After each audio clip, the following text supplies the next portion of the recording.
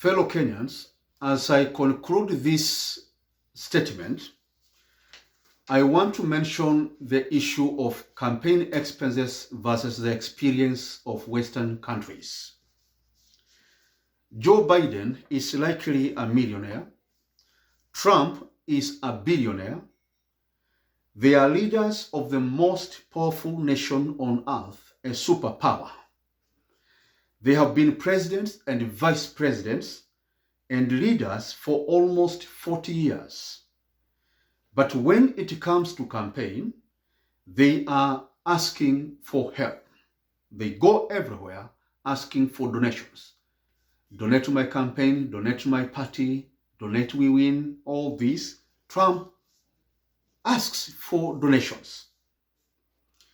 Joe Biden, Obama, and all other presidential candidates in the US, leaders of parties in Canada, in the UK, in Germany, in France, they ask for help. Many have standing accounts where people donate either to the presidential fund itself or to the party account or to other organizations that fundraise on their behalf.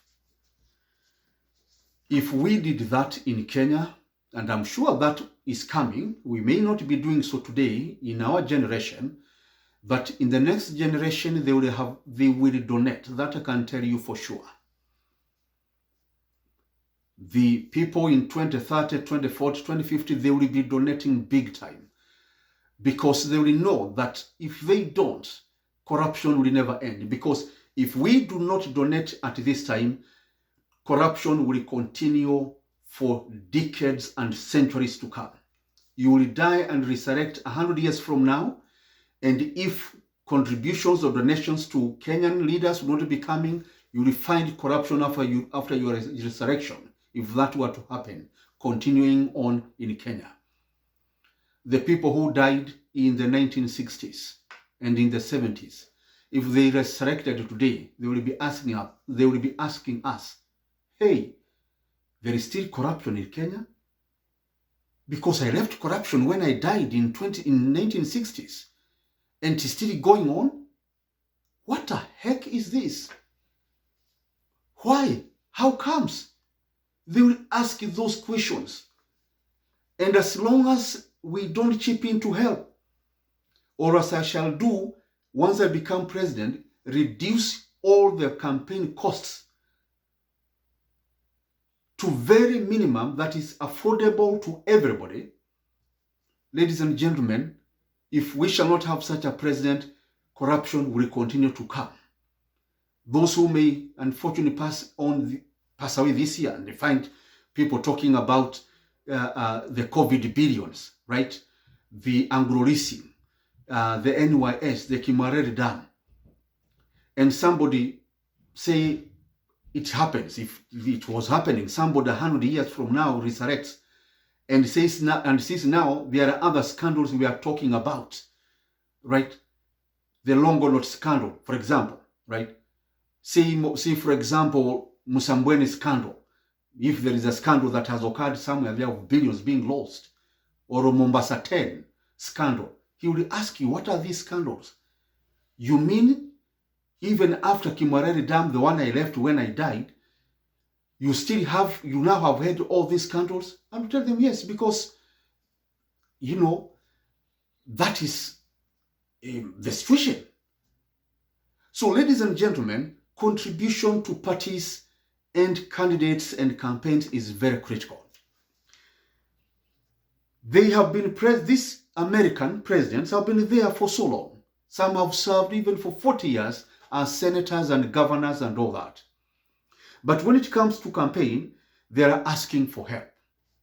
In the just concluded US election of November 2020, Trump, whose wealth is 6 billion or 700 billion Kenyan shillings, used a paltry $8,000, elfu nane peke yake. That's what he used from his pocket. Elfu nane. And Trump is worth 700 billion Kenya shillings. And he only donated elfu themanini. I've used far much more than that in the preliminaries or the background work that I'm doing to get our party to reach out to Kenyans. I've used a lot more than 8,000, and yet I am not a billionaire like Trump. Would it be likely that if Trump was contesting in Kenya, he would have sold his Trump Towers or his other assets like Trump golf courses and all that, if he were running for president in Kenya? But that would have happened. But in the US, he did not sell even a spoon for his campaign. He used $8,000 only. I've used more than that. And yet I am not a billionaire. And I'm doing this for the love of all Kenyans, so that I can let you know that I can bring 2,000 factories. I'm going to bring 12 million jobs. Hizi mashida tunazungumzia ati hakuna kazi. We are now seeing our young people, graduates, on the streets, na vibao, carrying banners. Give me a job. I'm jobless. I have this degree and I have not been having a job for 2-3 years. This was, elect me, support me, so that I tell every Kenyan that there is 12 million jobs coming. You will get a job immediately. I'm elected. I'm employing 1 million Kenyans. On March 8th, 2023, be one of them. Fellow Kenyans, it is as simple as that. Sijui tunakulanisha vichwa vyetu miaka hii yote kwa nini? Unakaa pale kwa nyumba yako unakulanisha kichwa. Mtoto wangu atapata wapi kazi? Nimemsomesha, nimelipa mafisi, nimeuza shamba, nimeuza ng'ombe, nimeuza kila kitu. Na sasa mtoto wangu hana kazi. Amekuja hapa, tunaangaliana, tunakondoleana macho. Tunaanza kukosana na kijana na msichana na kadhalika. Na mimi Bwana Mburu niko hapa, niko na maarifa ya kuleta hizo kazi. Maana viongozi wetu wamekosa hiyo maarifa, it seems.